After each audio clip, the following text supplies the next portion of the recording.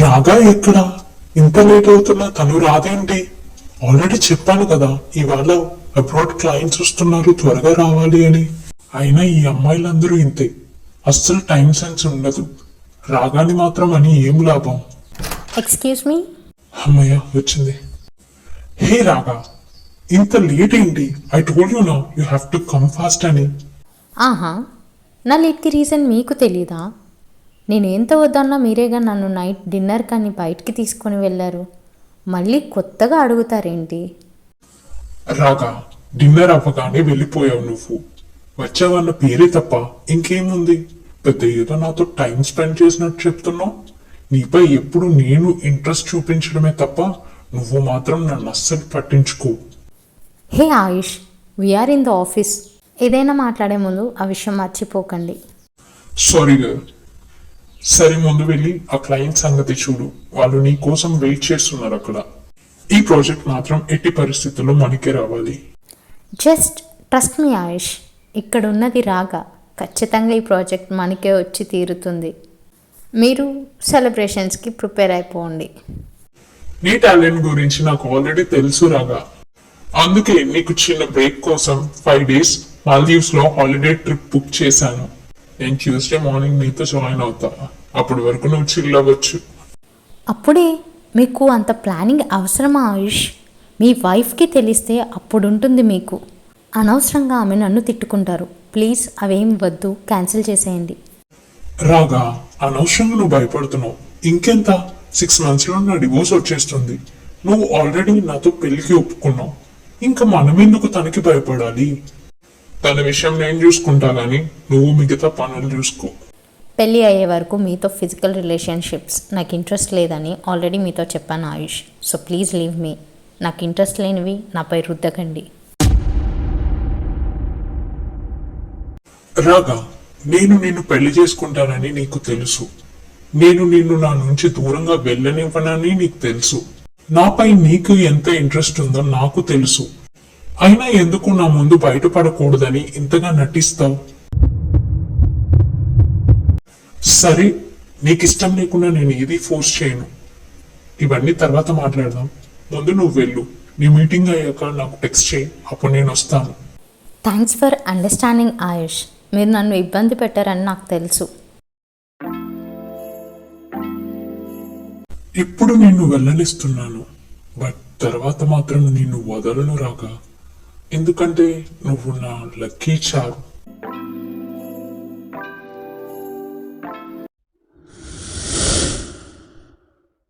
Hey Patty, bring my laptop to the conference hall. It's in my car. Sure ma'am, మీరు వెళ్ళండి, నేను వెంటనే తీసుకొస్తాను. Go and get it fast Patty. Raga ma'am, ఏం తెమ్మని నీకు ఆర్డర్ ఇస్తుంది ప్యాటీ? ఆవిడ ల్యాప్టాప్ కార్లో ఉందంట, తేవాలి అట. ఏం చేస్తాం, ఆవిడ ఆర్డర్ వేసేవారు, మనం పడేవాళ్ళం. ఆవిడ ఒక్కసారి ఆర్డర్ వేశాక చేయక తప్పుతుందా? ఆఫీస్ పని కన్నా ఈవిడ పర్సనల్ పనులు చేయలేక చేస్తున్నా. ఎవరూ వినట్లేదు కదా. పెళ్ళి కావటం లేదు, అలా ఒంటరిగా మిగిలిపోయింది ఏమో అనుకున్నాం కానీ లాస్ట్కి మన బాస్ని బుట్టలో పడేసింది మహానుభావురాలు. అందుకే ఆవిడ ఏం చెప్పినా సరే ఈ ఆఫీస్లో చెల్లుతుంది. అది నిజమే. కేవలం తన స్వార్థం కోసం ఆయన భార్యని ఆయనకి వేరు చేస్తుంది. చూడు, ఈ పాపం ఊరికే పోదు, తప్పకుండా తగులుతుంది ఈ రాగా మ్యామ్కి. అప్పుడు బుద్ధొస్తుంది. హహ, అది నిజమే. అప్పుడు ఆవిడ మొహం చూడాలి మనం.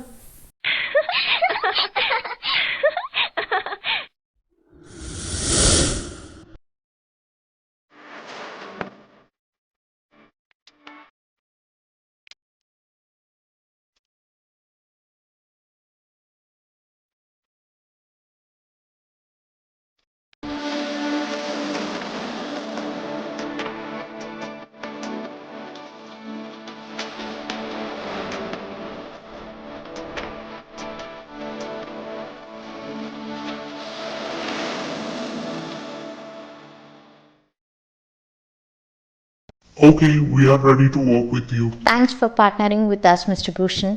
Will ready the papers. Splendid job girl.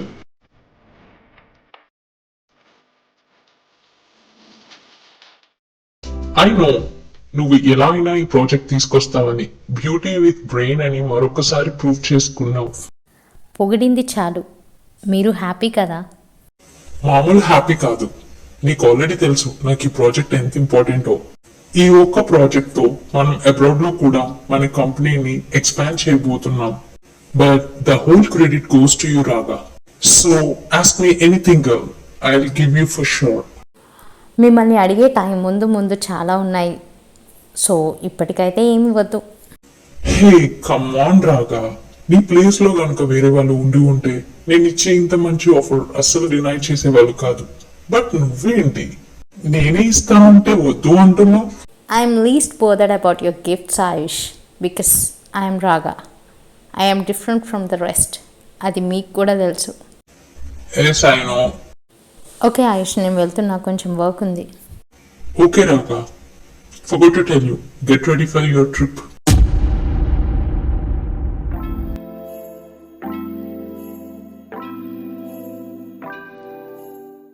ఏమో అనుకున్నాం కానీ లాస్ట్కి బాస్నే పడేస్తుంది మహానుభావురాలు. కేవలం తన స్వార్థం కోసం ఆయన భార్యని ఆయనకి వేరు చేస్తుంది. ఈ పాపం ఊరికే పోదు, తప్పకుండా తగులుతుంది. Sorry, Raga. It does not work anymore. So let's break up. No Arjun, please నన్ను వదిలి వెళ్ళకు. నువ్వు లేకుండా నేను బ్రతకలేను. Please don't go. అమ్మాయి నాకు నచ్చలేదమ్మా, తనకి అటిట్యూడ్ ఎక్కువ. అలాంటి అమ్మాయితో అస్సలు మన ఫ్యామిలీకి సెట్ అవ్వదు. అమ్మాయి బాగుందండి, ఉద్యోగము బాగుంది, కానీ మీరు మాకు తోగలేను అంటున్నారు. మా వాడికి ఇంతకన్నా ఎక్కువ ఇచ్చేవారు వస్తున్నారు. మీరు మేము అడిగినంత ఇవ్వటానికి ఒప్పుకుంటేనే మాకు కాల్ చేయండి, లేదంటే వేరే సంబంధం చూసుకుంటాం. నీకు ఈ జన్మకి ఇక పెళ్ళవదు రాగా. నీ వెనుక 2 చెల్లెలు ఉన్నారు, వాళ్ళకి సంబంధాలు రెడీగా ఉన్నాయి. అదేంటో నీకు మాత్రం ఏ సంబంధం ఖాయం అవ్వటం లేదు. వాళ్ళకి పెళ్ళిళ్ళు కావాలంటే నువ్వు వచ్చిన సంబంధాల్లో ఎవరో ఒకరిని పెళ్ళైనా చేసుకో, లేదంటే ఇంట్లో నిండైనా బయటకు పో. నీకు పెళ్లి చేయకుండా చెల్లెళ్ళకి పెళ్లి చేస్తే మమ్మల్ని నలుగురు నానా మాటలు అంటారు. నిన్ను ఇంకా ఇంట్లో పెట్టుకొని భరించే శక్తి అయితే మా దగ్గర లేదు. ఉద్యోగం ఉంది కాబట్టి నీ జీవితం నువ్వు చూసుకో. అక్క, నిహాల్ నాకు ప్రపోజ్ చేశాడు, పెళ్లి చేసుకుందాం అంటున్నాడు. అమ్మ నాన్న కూడా ఒప్పుకున్నారు. నిహాల్ వాళ్ళ ఇంట్లో కూడా మా ఇద్దరు పెళ్ళికి ఒప్పుకున్నారు అక్క. కానీ నీకు ఇబ్బంది లేదంటే నేను నాన్న మా పెళ్లి చేస్తా అంటున్నారు. నీకు ఓకే కదా? పెళ్లి ఒక్కటే జీవితం కాదు రాగా. నీకు చేతిలో ఉద్యోగం ఉంది. బయటికి వెళ్ళి నీకు నచ్చినట్టు బ్రతుకు. ఎప్పుడు చేసుకోవాలనిపిస్తే అప్పుడే నీ పెళ్లి గురించి ఆలోచించు. నేను ఇక చెల్లెళ్ళకి పెళ్లి చేస్తాను, ఎవరేమనుకున్నా పర్వాలేదు. తనకి ఎంత టాలెంట్ ఉంటే ఏం లాభం? పెళ్లి వయసు దాటిపోతుంది, అయినా తనకి ఇంకా పెళ్లి కాలేదు. ఈ ముదిరిపోయిన బెండకాయకి ఇక పెళ్లి ఎందుకు? ఇప్పుడు చేసుకున్నా సరే వేస్ట్. సన్యాసం తీసుకుంటే బెటర్. హే రాగా, ఇన్ని అవమానాలు భరించే బదులు నాతో రిలేషన్షిప్ లో ఉంటే నీ లైఫే మారిపోతుంది కదా. నువ్వేంటో తెలియక వీళ్ళంతా నీ గురించి తప్పుగా మాట్లాడుతున్నారు. నాకు నీ వాల్యూ తెలుసు. సో ఇప్పుడైనా నా ప్రపోజల్ నువ్వు ఒప్పుకుంటే మన ఇద్దరం కలిసి ఒక కొత్త లైఫ్ స్టార్ట్ చేయొచ్చు. అండ్ ఐ ప్రామిస్ యూ, నేను ఎప్పుడూ కూడా నీకు తోడుగా ఉంటాను. నా పెళ్ళి నీకు అడ్డు అంటే నీకోసం ఈవెన్ నా వైఫ్ కి డివోర్స్ ఇవ్వడానికి కూడా నేను రెడీ. నువ్వంటే నాకు అంత ఇష్టం. సో ఆలోచించు. ప్రభువా, నా కుటుంబంలో ఎవరు నిన్ను నమ్ముకోకపోయినా నేను నా సొంత రక్షకునిగా అంగీకరించాను. నా టీనేజ్లోనే నా జీవితాన్ని నీ చేతిలో పెట్టాను. కానీ నువ్వు నాకేం చేసావు? నేను ప్రాణంగా ప్రేమించిన అర్జున్ని నాకు దూరం చేసావు. నాకు పెళ్ళి ఏది ఫిక్స్ అవ్వకుండా తల్లిదండ్రులకి భారం చేసావు. చివరికి నా చెల్లెళ్ళ జీవితానికే నేను అడ్డొచ్చానని నన్ను మా ఇంట్లో వాళ్ళే బయటికి గెంటేసేలా చేసావు. ఇప్పుడు నా లైఫ్లోకి వచ్చిన ఆయుష్ గురించి నా కొలీగ్సే నన్ను తప్పుగా మాట్లాడుకుంటున్నారు.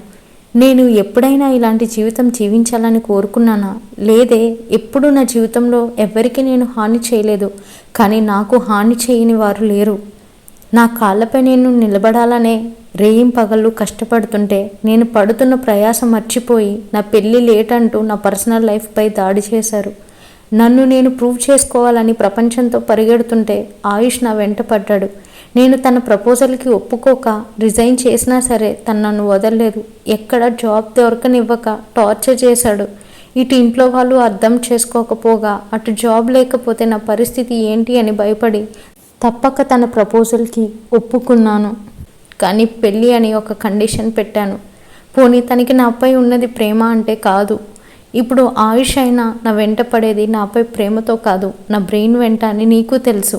అతనికి నేను బిజినెస్లో ఉపయోగపడుతున్నాను, ప్రాజెక్ట్స్ తీసుకొస్తున్నాను కాబట్టే నన్ను కావాలని ఆశపడుతున్నాడు. నా హార్డ్ వర్కే నాకు ఈరోజు శాపమైంది. అతని నుండి పారిపోవాలనుకున్న నేను ఆగిపోయింది కేవలం నాకు జరిగిన అవమానం వల్ల కాదా? ఒకప్పుడు నా టాలెంట్ని చూడక నాలో ఉన్న లోపాన్ని చూసి ఎగతాళి చేశారు. ఇప్పుడు ఆయుష్తో నన్ను చూసి నా పర్సనల్ లైఫ్ని టార్గెట్ చేస్తున్నారు. ఇందుకు కదా నేను మనిషినని కూడా మర్చిపోయి తెలిసి ఆయుష్ భార్యకి అన్యాయం చేస్తున్నాను. అయినా నేను చేసే దాంట్లో అస్సలు తప్పులేదు. నేను పడ్డ అవమానం నా సొంత కుటుంబమే పట్టించుకోలేదు. పెళ్లి చేసుకోకపోతే ఇంట్లో నుండి వెళ్ళిపో అని నిర్దాక్షిణ్యంగా బయటికి పంపించేశారు. నా టాలెంట్ ఎవరికి వద్దు, నా లోపమే అందరికీ కావాలి. ఇంత అనుభవించిన నేను ఎందుకు వేరే వాళ్ళ గురించి ఆలోచించాలి? నాకు అన్యాయం జరిగినప్పుడు నన్ను పట్టించుకునేవారు లేనప్పుడు నేను ఇతరులకి అన్యాయం జరుగుతుంటే ఎందుకు బాధపడాలి, వెనక్కి తగ్గాలి? నో, ఆయుష్ భార్య టీనా గురించి నేను అస్సలు ఆలోచించను. కారణాలు ఏవైనా సరే నేను చేస్తుంది నీకు నచ్చదు అని నాకు తెలుసు ప్రభా. కానీ నన్ను అన్న వాళ్ళందరినీ నువ్వు వదిలేసావు. అందరి ముందు నన్ను దోషిగా నిలబెట్టావు. అందుకే నీకు కూడా నేను దూరం అయిపోతున్నాను. నన్ను క్షమించు అని నిన్ను అడగడం తప్ప ఇప్పుడు నేనేం చేయలేను దేవా. రాగా మ్యామ్, ఆ వెరీ బ్యాడ్ న్యూస్. ఆయుష్ సార్కి మేజర్ యాక్సిడెంట్ అయిందంట. ఆయన ప్రజెంట్ కోమాలో ఉన్నారట. ఇప్పుడే మన మేనేజర్ కాల్ చేసి చెప్పారు. వాట్? ఆయుష్కి యాక్సిడెంట్ అయిందా? What the hell god. ఓ నువ్వేనా రాగా అంటే? ఇప్పుడు నీ కళ్ళు చల్లబడ్డాయా? నా భర్తని నీ వలలో వేసుకొని నాకు విడాకులు ఇచ్చేయమంటూ ఫోర్స్ చేసావు. చివరికి ఏమైంది? దేవుడున్నాడు. నాకు అన్యాయం చేయాలి అనుకున్న ఆయనకి దేవుడు శిక్ష వేశాడు. ఆయనకి వచ్చిన శిక్ష నీకు కూడా రాకపోదు. ఆయన పూర్తిగా కోలుకునే వరకు నేనే ఆఫీస్కి వస్తాను. ఇక మీదట నువ్వు ఇక్కడ ఎలా వర్క్ చేస్తావో కూడా చూస్తాను. మర్యాదగా నీ అంతటా నువ్వు మానేస్తే బాగుంటుంది రాగా. లేదంటే ఇక్కడ సిచ్యువేషన్ మరోలా ఉంటుంది, గుర్తు పెట్టుకో. ప్రభువా, మళ్ళీ నువ్వు నాకు అన్యాయం చేసావు. అసలు ఎందుకు నా జీవితంతో ఇలా ఆడుకుంటున్నావు దేవా? నా జీవితంలోకి వచ్చిన ప్రతి వ్యక్తిని దూరం చేసావు. లాస్ట్కి ఆయుష్ని కూడా నువ్వు విడిచిపెట్టలేదు. నేనేం నేరం చేశాను? నువ్వు నా తలరాత ఇలా రాసినందుకేగా నా బ్రతుకు ఇంత హీనమైపోయింది. నేను ఇలా వంకరి త్రోవలో నడవాల్సి వస్తుంది. ఇప్పుడు ఉన్న ఒక్క ఉద్యోగం పోయింది. ఇక నేను ఏ మొహం పెట్టుకొని మరొక జాబ్కి అప్లై చేయాలి? పోనీ ఇంటికి వెళ్ళనా అంటే ఉద్యోగం ఉన్నప్పుడే నన్ను ఇంటికి రానివ్వలేదు. అలాంటిది ఇప్పుడు నన్ను రానిస్తారా? వాళ్ళకి నేను చాలా భారమైపోతాను. అమ్మ అయితే తన మాటలతోనే చంపేస్తుంది నన్ను. ఇక నేను బ్రతికి ఏం ఉపయోగం దేవా? లేదు, నేను చచ్చిపోతాను. అంతకు మించి నాకు మరొక మార్గం లేదు ఇప్పుడు. నీ కథ అప్పుడే అయిపోలేదు రాగా.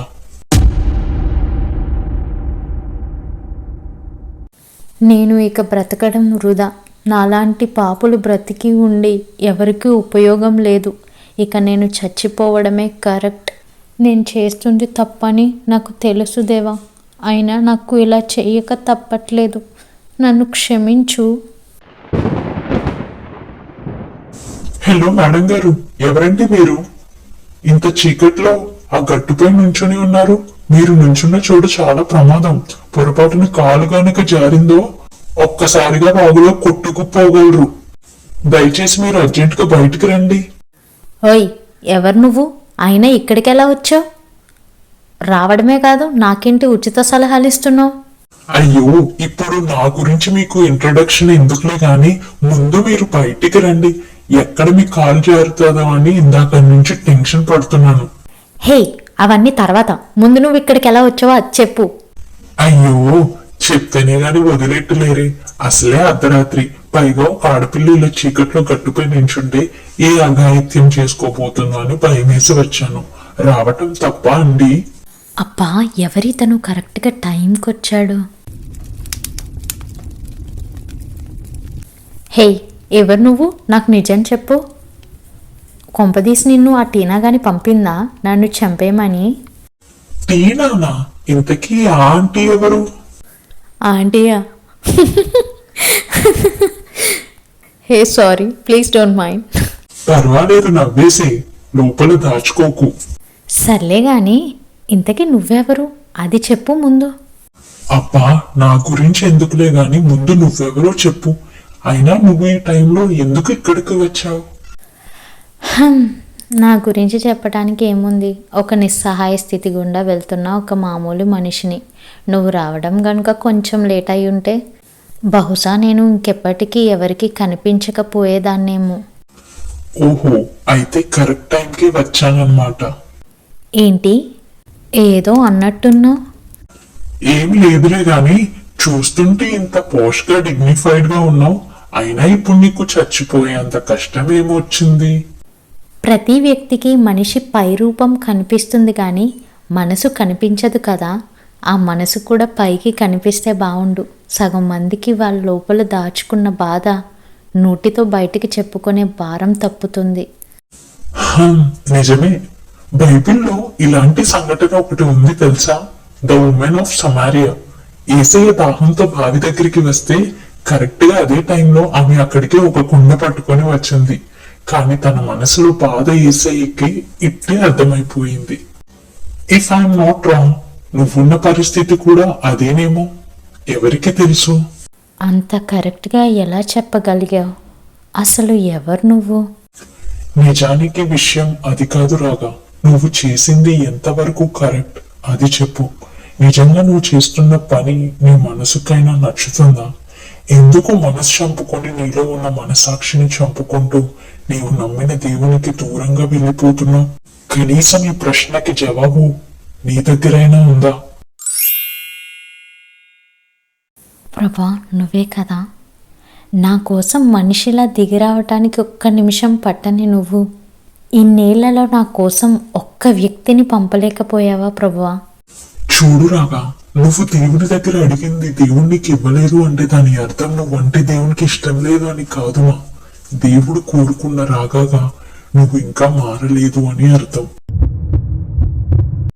దేవుడు నీకిచ్చిన తెలివితేటలు దేవుని కోసం ఉపయోగపడాలి అన్నది నీ దేవుని కోరిక. నీ పెళ్లి అయితే నీ తెలివితేటలు కేవలం వంటింటికే పరిమితం అయిపోతాయి, బాధ్యతల మధ్య సమాధి అయిపోతాయి. అవన్నీ దేవుడు సృజించినది కేవలం ఆదాము కోసమే కాదు, దేవుని చిత్తాన్ని నెరవేర్చే ఒక సాధనంగా కూడా. ప్రతి స్త్రీ ఎడల దేవునికి ఒక ప్రత్యేక చిత్తం ఉంటుంది.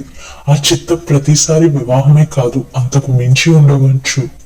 ఉదాహరణకు పాత నిబంధన న్యాయాధిపతి గ్రంథంలోని దెబోరా యాయేలు అవ్వచ్చు, లేదా కొత్త నిబంధనలోని సమరయ స్త్రీ లూదియా లాంటి స్త్రీలు కావచ్చు. దేవుడు ఎప్పుడు ఎవరిని ఎలా వాడుకుంటారో తెలియదు రాగా. నీ విషయంలో నీ వివాహానికి మించి నీ తెలివితేటలతో సొంతంగా ఒక కంపెనీ స్టార్ట్ చేసే సత్తా నీకుంది అంటే నా పరిచర్యకి ఆనాడు సహకరించిన లూదియాను నీలో చూశాను. నీ ప్రభావవంతమైన జీవితం ద్వారా ఎంతో మంది నీలాంటి అమ్మాయిలకి భరోసా ఇవ్వగలిగి వారిని వారి జీవిత గమ్యాల వైపు తీసుకెళ్లే సత్తా నీలో ఉంది కాబట్టే నీ జీవితంలో వివాహాన్ని ఆలస్యం చేశాను. నీ ఇంటి వారికి నిన్ను భారం చేసి నిన్ను బయటికి తీసుకువచ్చాను అంటే దాని అర్థం నేను నాశనం చేయాలని కాదు రాగా, నీ ద్వారా కొంతమంది జీవితాల్ని ప్రభావితం చేయాలని. కానీ నువ్వేమో నన్నే అపార్థం చేసుకొని నాకు దూరం అయ్యి ఒత్తిళ్లకు లొంగిపోయి నీ ఇష్టానుసారమైన జీవితాన్ని ఎన్నుకున్నాం. అయినా సరే నిన్ను అమితంగా ప్రేమించిన నేను నిన్ను పాప జీవితానికి ఎలా బానిసను కానిస్తాను, ఎలా నిన్ను సాతాను చేతికి అప్పగిస్తాను? అందుకే నీ జీవితంలో నుంచి ఆయుష్ని ఒక్క యాక్సిడెంట్ తో దూరం చేశాను. అలా చేసింది నీ మీద కోపంతో కాదు, నిన్ను సరైన మార్గంలో నడిపించాలన్న ఉద్దేశంతో. నిన్ను ఎంత అపార్థం చేసుకున్నాను. ప్రపంచంలో నువ్వు నమ్మిన దేవుని ప్రత్యేకత ఏంటో తెలుసా రాగా? నా నుండి నువ్వు ఎంత దూరంగా పరిగెత్తినా సరే సరాసరి నిన్ను వెతుక్కుంటూ నువ్వు ఉన్న చోటుకే నేను దిగి వస్తాను. ఆఖరికి అది ఇలాంటి చీకటి గాఢాంధకారం అయినా సరే. చనిపోవడం చాలా తేలిక రాగా, కానీ మనం బ్రతుకుతూ 10 మందిని బ్రతికించడం మాత్రం చాలా కష్టం. అది నీకు అర్థమైతే ఇలాంటి పిచ్చి పని మరలా నువ్వెప్పుడూ చెయ్యు. చివరిగా మనిషి జీవితంలో టైంకి అన్ని జరిగిపోవడం దేవుని చిత్తం కాదు. ఎందుకంటే ఆ సమయాన్ని సృజించిన దేవుడు తను నమ్మిన ప్రజలు ఆ సమయానికి అతీతంగా జీవించాలి. ఎలాంటి కష్ట సమయం అయినా సరే దేవుని సహాయంతో ఎదురు నిలబడాలని ఆశపడతారు. కానీ మనుషులు మాత్రం వాళ్ళు అనుకున్న సమయంలో అన్ని జరిగిపోతేనే జీవితం అనుకుంటారు. అందుకే నేను మీకు నేర్పించే పాఠం మనుషులు ఇంకా నిన్నటి వారే అని. అందుకే యోబు గ్రంథం 8వ అధ్యాయం 8వ వచనంలో మనము నిన్నటి వారమే, మనకు ఏమీ తెలియదు, భూమి మీద మన దినములు నీడవలే ఉన్నవి అని వాక్యం సెలవిస్తుంది. అందుకే ప్రభు చిత్తమైతే బ్రతికి ఉండి ఇది చేతుము అది చేతుము అనుకోవాలి అని బైబిల్ సెలవిస్తుంది. యాకోబు పత్రిక 4వ అధ్యాయం 15వ వచనం. కనుక ప్రభు చిత్తమైతే మనము బ్రతికి ఉండి ఇది అది చేతమని చెప్పుకొనవలెను.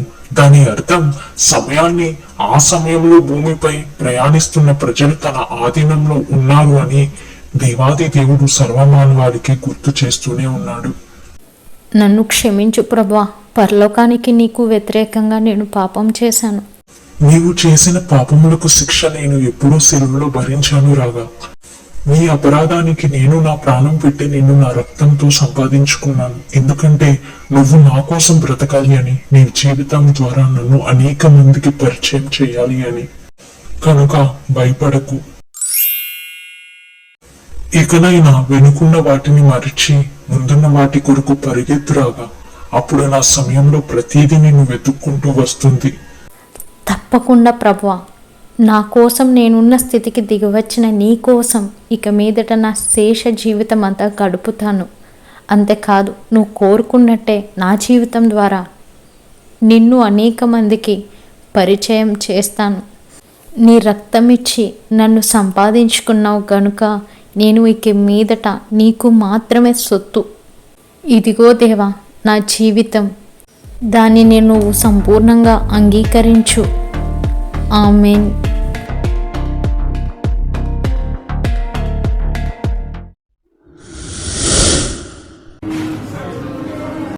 గాయస్, CEO వస్తున్నారు.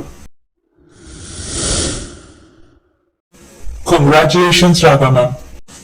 Forbes world's most powerful women list లో మీరు చోటు సంపాదించుకున్నందుకు నిజంగా మా అందరికి చాలా హ్యాపీగా ఉంది. Thanks lord. నాకు ఈ అర్హత నువ్విచ్చినదే. నువ్వు గనుక నా కోసం ఆ రోజు రాకపోయి ఉంటే ఇదంతా జరిగి ఉండేది కాదు. యాకోబు పెనుయేలు అనుభవం అతని యాకోబు నుండి ఇజ్రాయెల్గా ఎలా మార్చిందో, ఒక మామూలు కంపెనీలో నార్మల్ ఎంప్లాయీగా కెరీర్ స్టార్ట్ చేసి ప్రజల మాటలకి చోటిచ్చి నా చేతులార జీవితాన్ని నాశనం చేసుకోబోయిన నన్ను ఈరోజు నాకంటూ ప్రపంచంలో ఒక గుర్తింపునిచ్చి ది లైట్ ఫార్మాస్యూటికల్స్ ద్వారా ప్రపంచంలో ఎంతో మందికి ఉద్యోగాలు కల్పిస్తూ నీ నామాన్ని మహిమపరచడానికి ఇచ్చిన అవకాశాన్ని బట్టి నీకే మనస్ఫూర్తిగా స్తుతి చెల్లిస్తున్నాను ప్రభువా.